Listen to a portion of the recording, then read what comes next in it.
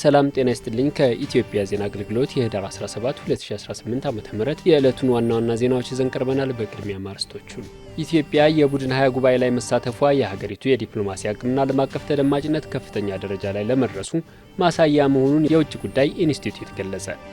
ኢትዮጵያ የማርበርግ ቫይረስን በአጭር ጊዜ ውስጥ መከላከልና መቆጣጠር የሚያስችሉ ተግባራት እያከናወነች መሆኑን የጤና ሚኒስቴር አስታወቀ። ባህር ዳር ዩኒቨርሲቲ ራስ ገዝ መሆን የሚያስችለውን የተሟላ ዝግጅት ማድረጉ ተጠቁሟል። መንግስት ለቡና ምርትና ምርታማነት የሰጠው ትኩረትና የፖሊሲ ማሻሻያዎች በዘርፉ የወጭ ንግድ ገቢ ማደግ ተጨባጭ ውጤት እያስመዘገበ መሆኑን እውቅና የተሰጣቸው የቡና ላኪዎች ገለጹ። በአፋር ክልል የውጭና የሀገር ውስጥ ጎብኚዎች ቁጥር ከፍተኛ እድገት እያሳየ መሆኑን የክልሉ ቱሪዝም ቢሮ አሳወቀ። የሚሉት የዕለቱ ዋና ዋና ዜናዎች ናቸው። ዜናዎቹን በዝርዝር እንመለከታለን። ከዜናዎቹ ጋር አህመድ መሐመድ አብሬያችሁ ቆያለሁ። ኢትዮጵያ በቅርቡ በደቡብ አፍሪካ በተካሄደው የቡድን 20 ጉባኤ ላይ መሳተፏ የሀገሪቱ የዲፕሎማሲ አቅምና ዓለም አቀፍ ተደማጭነት ከፍተኛ ደረጃ ላይ ለመድረሱ ማሳያ መሆኑን የውጭ ጉዳይ ኢንስቲትዩት ዋና ዳይሬክተር ጃፈር በድሩ ገለጹ።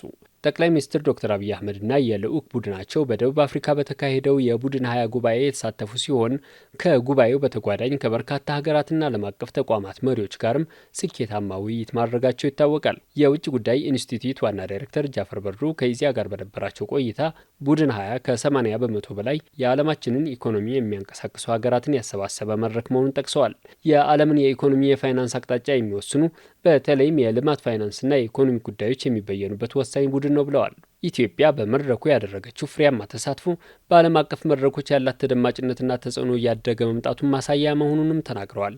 የኢፌዴሪ ጠቅላይ ሚኒስትር ዶክተር አብይ አህመድ ከጉባኤው በተጓዳኝ ከሀገራትና ከዓለም አቀፍ ተቋማት መሪዎች ጋር የነበራቸው የሁለትዮሽ ውይይት የልማት ፋይናንስ ትብብርንና ዲፕሎማሲያዊ ግንኙነትን ይበልጥ የሚያጠናክር ውጤት የተገኘበት መሆኑን ገልጸዋል። በተለይም የኢፌዴሪ ጠቅላይ ሚኒስትር ዶክተር አብይ አህመድ በጉባኤው ባስተላለፉት መልእክት ኢትዮጵያና አፍሪካ በከፍታ ጎዳና ላይ መሆናቸውን በአጽንኦት እንዳነሱ ጠቅሰዋል።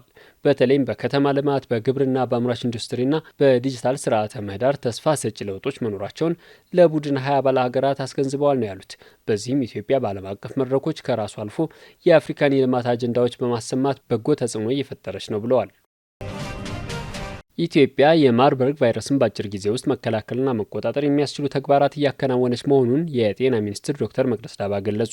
የማርበርግ ቫይረስን ወቅታዊ ሁኔታና እየተሰሩ ያሉ የመከላከል ስራዎችን በተመለከተ የጤና ሚኒስትሯ ዶክተር መቅደስ ዳባና የኢትዮጵያ ሕብረተሰብ ጤና ኢንስቲትዩት ዋና ዳይሬክተር ዶክተር መሳይ ኃይሉ መግለጫ ሰጥተዋል። በዚህ ወቅት የጤና ሚኒስትሯ ዶክተር መቅደስ ዳባ እንዳሉት የማርበርግ ቫይረስ በሽታ መከሰቱ ከተገለጸበት ጊዜ አንስቶ የክትትል ስራዎች ተጠናክረው ቀጥለዋል። ቫይረሱን በአጭር ጊዜ ውስጥ መቆጣጠር የሚያስችሉ የልየታ የህብረተሰብ ጤና አጠባበቅ ስራዎች እየተሰሩ መሆናቸውን እንዲሁም በባለሙያዎች የተደራጀ የምላሽ ሰጪ ቡድን የህብረተሰቡን ግንዛቤ ማሳደግ የሚያስችሉ ተግባራት እየተከናወኑ መሆናቸውንም ገልጸዋል። እስከ ዛሬ ጠዋት ባለው 73 ሰዎች ምርመራ ተደርጎ 11 ሰዎች በቫይረሱ መያዛቸው መረጋገጡንና የ6ቱ ሰዎች ህይወት ማለፉን አስረድተዋል። ከታማሚዎች ጋር ንክኪ የነበራቸው 349 ሰዎች ተለይተው ክትትል እየተደረገላቸው መሆኑን ገልጸው 119 ሰዎች የክትትል ጊዜ ገደብ ጨርሰው ከልየታ ማቆያ መውጣታቸውን ተናግረዋል። በተንቀሳቃሽ ላብራቶሪ ምርመራ እየተደረገ መሆኑን ጠቁመው የላብራቶሪ ምርመራዎችን ለማጠናከር በስፋት እንደሚሰራም ነው የገለጹት። ባህር ዳር ዩኒቨርሲቲ ራስ ገዝ መሆን የሚያስችለውን የተሟላ ዝግጅት ማድረጉን የዩኒቨርሲቲው ፕሬዝዳንት ዶክተር መንገሻ አየነ ገለጹ። ፕሬዝዳንቱ ለኢዜአ እንዳሉት ባህር ዳር ዩኒቨርሲቲ ራስ ገዝ መሆን የሚያስችለውን የተሟላ ዝግጅት ማድረጉን ገልጸዋል።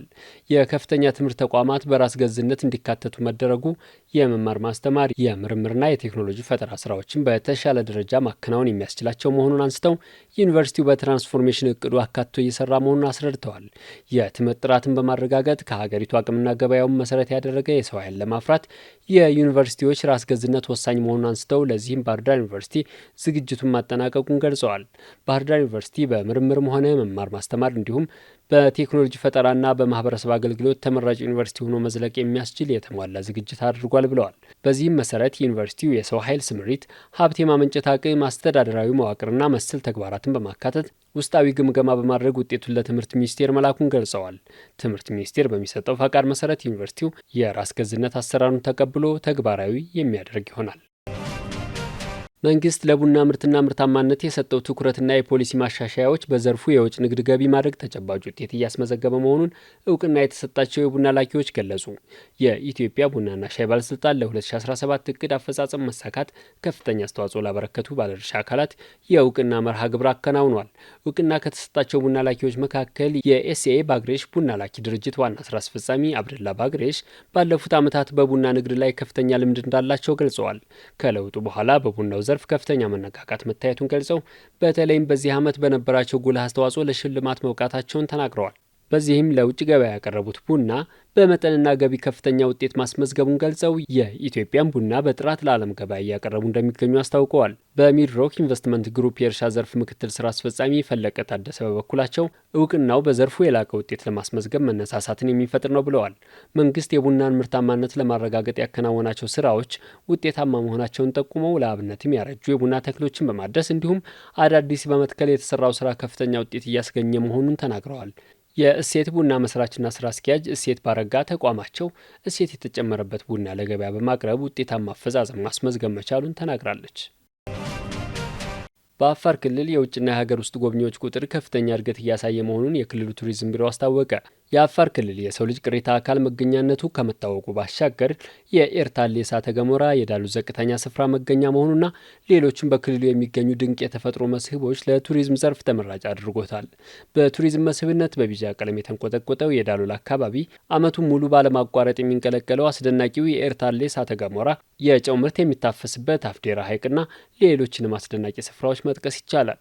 በመሆኑም እነዚህና ሌሎች የተፈጥሮና ሰው ሰራሽ መስህቦች አይነተኛ የቱሪስት መዳረሻዎች እንዲሆኑ እየተሰራ መሆኑን በአፋር ክልል ቱሪዝም ቢሮ የቱሪዝም መዳረሻና የፓርኮች ልማት ዳይሬክተር አቶ መሐመድ ሀሰን ተናግረዋል። በዚህም በዘንድሮ ዓመት የመጀመሪያው 3 ወራት ብቻ 1300 የውጭ ሀገራት ቱሪስቶች በአፋር ክልል የተለያዩ አካባቢዎች ጉብኝት ማድረጋቸውን ገልጸው ከዚህም ከ88 ሚሊዮን ብር በላይ ገቢ ተገኝቷል ብለዋል። የክልሉን የቱሪዝም ሀብት በስፋት የማስተዋወቅ ስራ መሰራቱና የሱልጣን አሊ ሚራ ሀንፍሬ ማረፊያን ጨምሮ ሌሎችም ተጨማሪ የመስህብ ስፍራዎችን ምቹ ማድረግ በመቻሉ ለዘርፉ እድገት አንዱ ምክንያት መሆኑን አንስተዋል። ዓመቱ ሙሉ ባለማቋረጥ የሚንቀለቀለው አስደናቂው የኤርታሌ እሳተ ገሞራ፣ ዳሎልና አሎለበድ ፍል ውሃ በአካባቢው የብዙዎችን ቀልብ እየሳቡ ያሉ የመስህብ ስፍራዎች ሆነዋልም ብለዋል። በክልሉ አስተማማኝ ሰላም መኖሩ ለቱሪስቶች እንቅስቃሴ አመች ስለመሆኑ እየተረጋገጠ መምጣቱን ተከትሎ የጎብኚዎች ፍሰት መጨመር ምክንያት ስለመሆኑም አቶ መሐመድ ገልጸዋል።